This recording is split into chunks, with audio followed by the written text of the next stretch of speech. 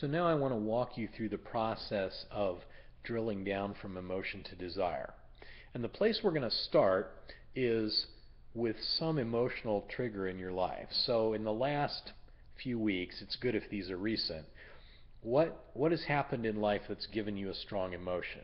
And it can be a strong positive emotion or a strong negative emotion. Your desires, you can find them under dreams just as easily as you can find them under pain. But let's say, just for the sake of argument, that you had an argument with your boss. There was a conflict and things got a little bit tense. So what I want to do is we'll start with that experience.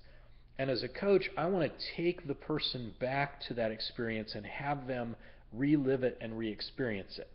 And the reason for that is the way your emotional brain works is it connects things, it connects the feeling from one thing to another. So if this feels like that, then we make a connection. So to make those connections, I want to get you into the feeling of the experience. So often I'll do something like this. I'll say, so envision yourself back in the office. You're standing across from the boss's desk.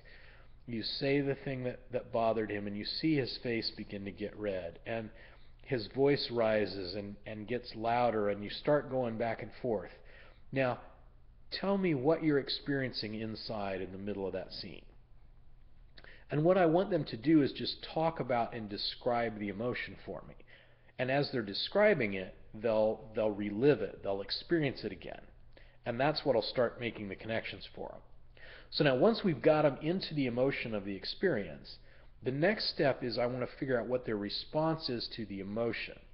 And that may be different than their response. What I don't want is, what did you say back to your boss? What I want is, what was the response you had inside? So maybe you're looking for an avenue of an attack. That's one response. Or maybe you're wanting to curl up in a corner and figure out how to get out of the room. Or maybe you just stop arguing and you say it's your fault just to make the conflict end. Those are responses in the emotional realm. And the reason I want to tune into that is when you've experienced pain, we have a tendency to come up with these beliefs that tell us, in the middle of this situation, what can I do that will give me my desire? So I experience the emotional trigger, I feel it, and it sets off this process in me that says, okay, in this situation, in this feeling, you need to do such and such to get your desire.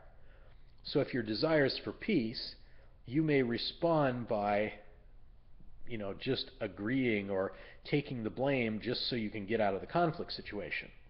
So we're going to start with the emotion, we're going to relive it, we're going to find out how you're responding to the emotion, what you want to do with it, and then that response is going to tell us what the desire is, because you're doing the response to give you your desire. So we take the response and we just ask, what does that give you? So if you wanted to run out of the room and just hide, let's say you did that. Let's say you did run out. What would that give you? Or if you just started taking the blame for everything so the conflict would be over, okay, what did that give you? And the person might say, well, it made the conflict stop. And then you say, well, what would that give you if the conflict stops? They say, well, then I don't have to have him mad at me. And what does it give you if he's not mad at me? And you keep asking the what does it give you question until the person will get down to a level where they just start to spin around and round. Well, it would give me peace. So if you had peace, what would that give you? Well, I would feel good. I wouldn't feel this conflict. And if you didn't have conflict, what would that give you? Well, it would give me peace. And so they circle back to the same thing. And when they start doing that circling, that's the core desire. So that's in short the way that you drill down from emotion to desire. You start with the trigger, you have them re-experience that, you find out what their response was to the emotion, what they wanted to do with the emotion, and then you take that response and you ask, what would that give you? And that tells you the desire.